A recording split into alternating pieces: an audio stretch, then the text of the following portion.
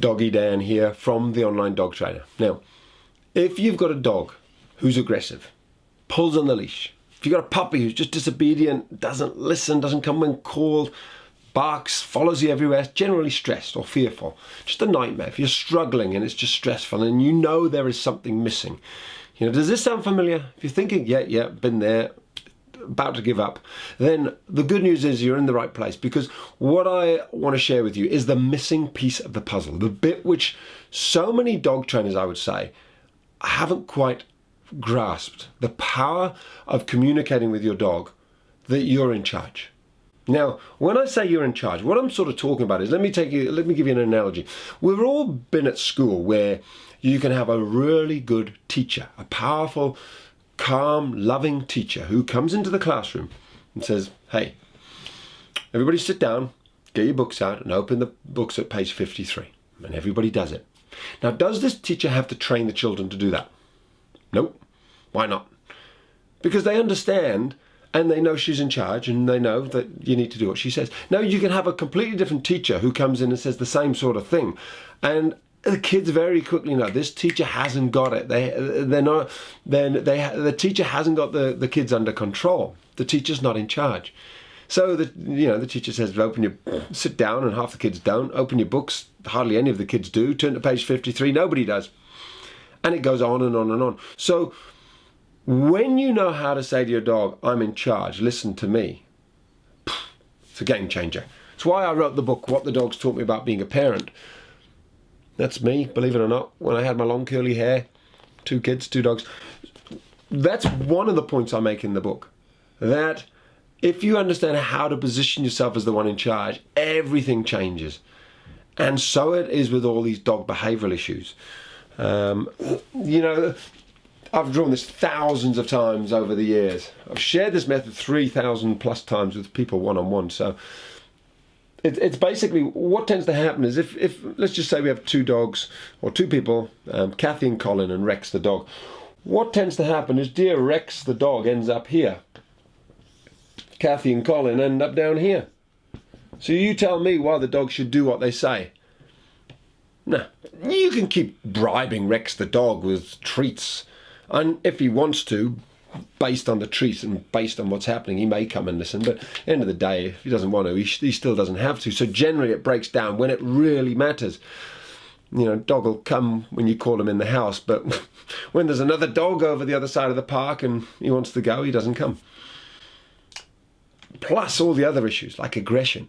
If Rex thinks he's in charge, he's going to be far more wanting to check out that dog and be a bit dominant, or he'll be more hyper and more silly and more skittish and far less calm. That's why I called it the dog calming code, because that's what happens. The dogs chill out. So I've put together a blog post which explains the dog calming code. So if you've got a piece missing in your training, you're thinking there's a gap, then check this article out. There's a link on this page. But first, let me just go through. So this is a nightmare. All goes wrong. When you get it right, Kathy, Colin, they're running the show. And dear Rex the dog, he's a very much loved dog, but he knows Kathy and Colin are in charge. That's why I give it the big tick. And I am smiling because having worked with 3,000 people one-on-one, having had, I don't know how many testimonials, but it feels like, I think it is around 4,000 testimonials we've had over the last decade, which is a lot. I mean, we're talking about 1 in 10 people give us a testimonial.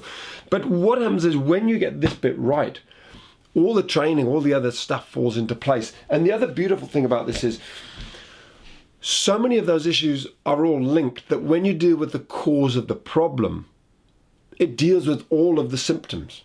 A stressed out dog who follows you everywhere because it's hyper, like, where's mummy, where's daddy, mummy's gone, daddy's out the house, I'm in charge, woof woof at the door, following you everywhere in the house, stressed out because daddy's not home, or the man in the house who the dog's trying to look after.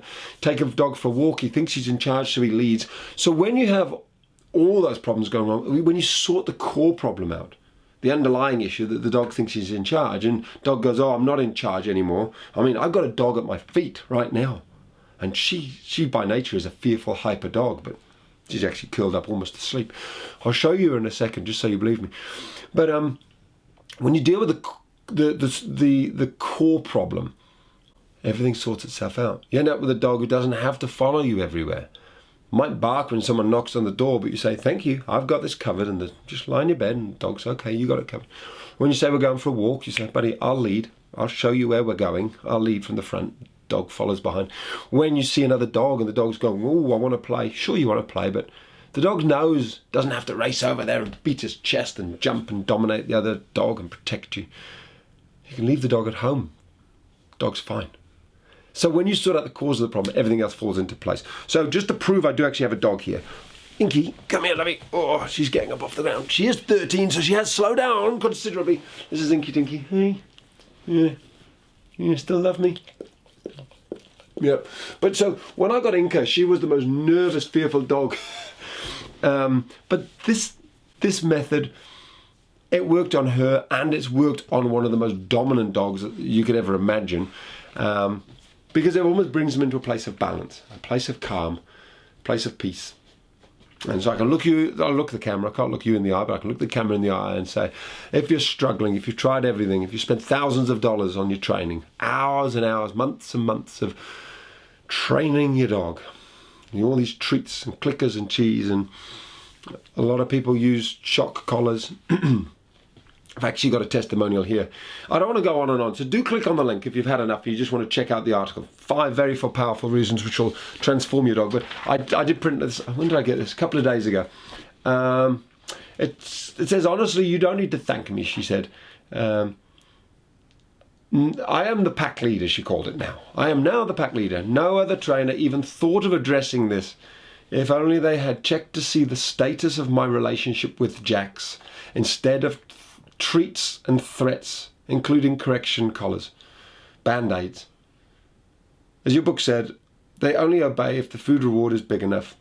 Even just now, Jax is lying calmly next to me as I'm reading your book. We heard a noise outside. A few weeks ago, he would have been up in a complete frenzy, charging around, barking madly, me chasing him, freaking out that he's going to upset the neighborhood. Today, he barely growled, turned around on his spot, and C attached back to Sunday morning, snoozing. Thank you to infinity and beyond. So that's just one of thousands of testimonials that I've received over the years, and yeah, I just want to share this method. It's powerful. And so check on the link, click on the link that's on this page. Go to check out the Dog Calming Code. It's a free article. It'll make sense. Love to you. Thanks for watching. Take care. Love to your dog too. Bye.